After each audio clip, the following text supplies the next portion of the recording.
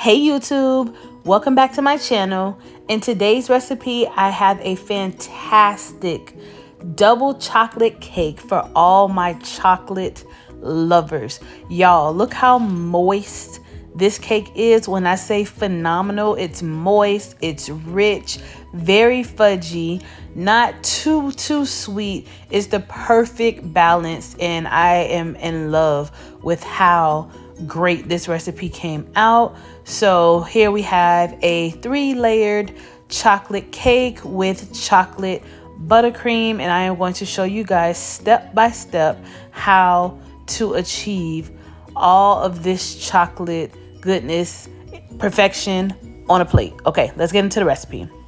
So we're using our stand mixer today, and we're going to start off with cake flour, and then we're going to add in our sugar, and then I am going to sift in our cocoa powder. So I prefer to put it through the strainer so that it does not leave any lumps inside of the cake, because there's nothing worse than eating cake and then you just bite into like a cloud of like chocolate dust. That's not what we're trying to do. Okay, so you can use a sifter. I did use a sifter for the icing, but this was just easier and more manageable to use. It might be old school, but it works perfectly, and I also do this for my red velvet cake. So make sure you just sift through your cocoa powder, and see those we don't want those in our cake, so do that step, do not skip it.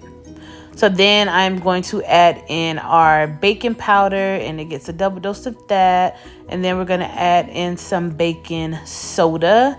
Also gets a double dose of that. And then we're going to add in some salt. So all of our dry ingredients are going to go into a bowl. And surprise, we're also going to add in a hint of espresso powder.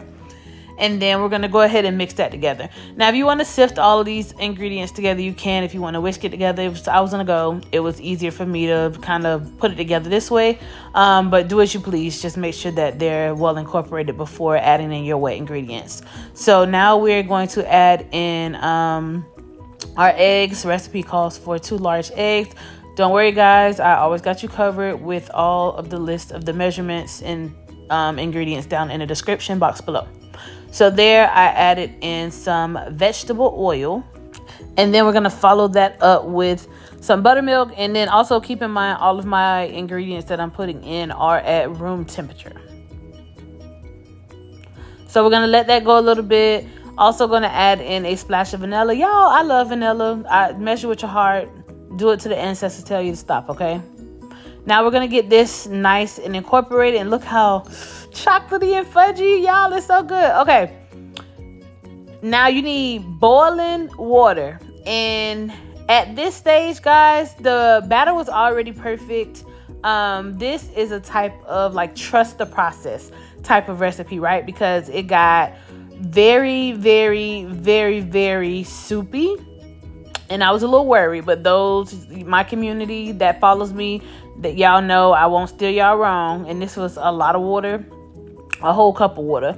But this is what is going to leave our cake super moist, and it's going to ensure that it stays that way. So you need to scrape the bowl and get everything together, which you'll see me do in a moment. So trust the process, guys. Yes, it looks extremely soupy, but it will come together. And see how we have all that stuff at the bottom? So it will thicken up just a little bit once you scrape down the bottom. But yeah, this is what we need to ensure that our cake is nice and moist. So I'm just scraping down the bottom of the bowl just to make sure that everything is nice and incorporated before I pour everything into our baking pans. And here we are good to go. So today I am using 8-inch baking pans. I get this comment a lot. What size? They are 8 inches. And I'm spraying it down with some nonstick spray. I think this is Pam's baking spray. You can use Baker's Joy, whatever you have. And then I'm going to make sure to spray those down really well. Probably overdid it, but I did not want my cakes to stick to the pan whatsoever. So spray the bottom, spray the side so it released easily. And then I eyeballed it. I don't weigh anything. I just tried my best to pour equally into the 3 different baking pans so that I get equal layers baked. And then I also wanted to make sure that I did 3 layers instead of 2 because I wanted 3 equal layers. So that's how I chose to spread out my batter. You can use 2, you can use 9 inches as well, but these are 8-inch pans. So I went ahead and scrubbed every single last drippity drop out of my bowl and poured a little here, a little there into each of the baking pans just to make sure that I use everything because, baby, groceries is expensive, okay? No drop will be wasted.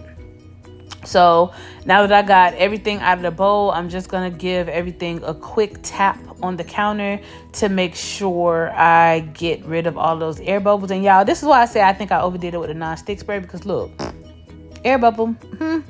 So I just continue for the rest, making sure to get as many air bubbles out as I can. And you want to give it a nice little tap and they come right to the top.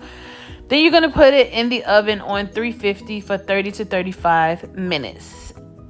Now, voila. So remember I told y'all, trust the process. So look, I'm touching it. It's not sinking. It's not muddy. Real cake forms from this. So I'm going to wrap these up. I'm going to put them in the freezer and let them completely cool while we work on our frosting. So also using the stand mixer, and we are back again, sifting our cocoa powder, okay? Because that's just what's easiest for me to do it this way. So same reason for the cake. I don't want any lumps of cocoa powder in our frosting. Now that would be disgusting. So make sure you sift your cocoa powder very, very well.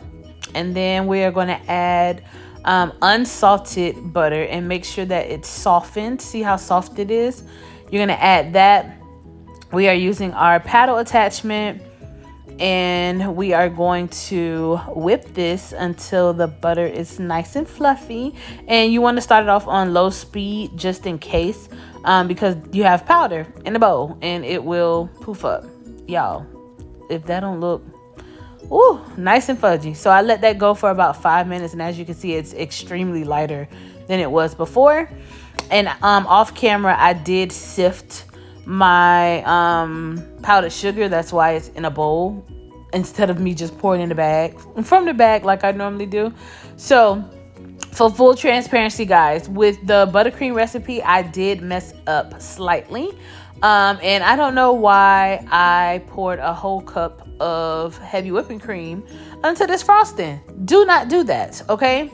So you only need half of a cup. And I will have, again, the measurements with the ingredients down in the description box below. But that's why you're going to see the texture of my buttercream is not at all what it was supposed to be. I ended up saving it slightly on the back end just by simply adding more sugar to it. But don't be like me. Don't make the same mistake I did.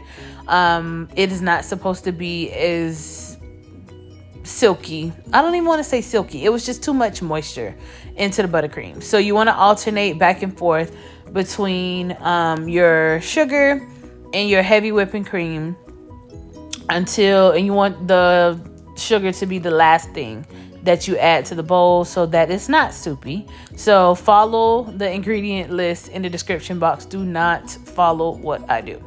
So this is also going to get a splash of vanilla, and it's also going to get a little pinch of espresso powder. And that really adds a very, very nice touch to the cake. Okay, so I let that whip up for a little bit. And then the cakes actually did freeze overnight. So I just wrapped it in some saran wrap in its baking pan. And then I turned them over on the saran wraps. And as you can see, they released from the side. So it gave me no issue with releasing from the pan. So I have my cake board, and I'm just going to put a little bit of buttercream on the bottom of the cake board. And then we know that that secures the cake. And see, our cake is nice and firm. And then you see how like wet and not stable my buttercream is. Please follow directions, guys. I would never steer you wrong. Okay, learn from my mistakes. Do not add a cup of heavy whipping cream into your frosting. Don't do it. But we're gonna get through this, okay? So first layer of frosting on, second layer of cake is on. That layer was a little bit bigger than the rest, but you know, it won't matter. It's gonna get ate anyway.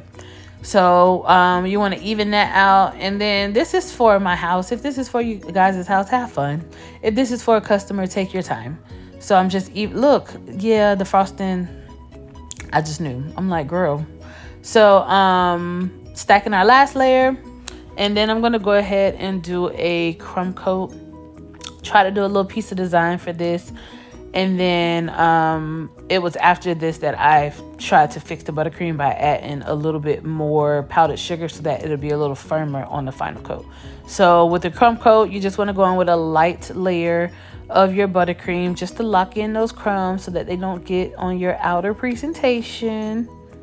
And then you want to fill in those gaps in between the cakes as well. So if you have any gaps like so on the side of the cake, you just want to put a little bit of buttercream in there too for structure purposes so that your cake stays together.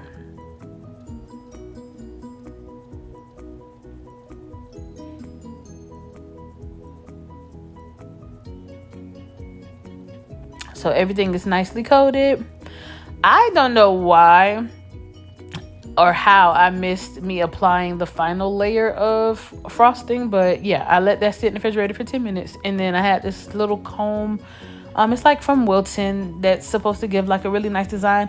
I am horrible at this. Like ever since I stopped baking, my decorating skills have just plummeted. Like, yeah. And then also the consistency of my buttercream did not help.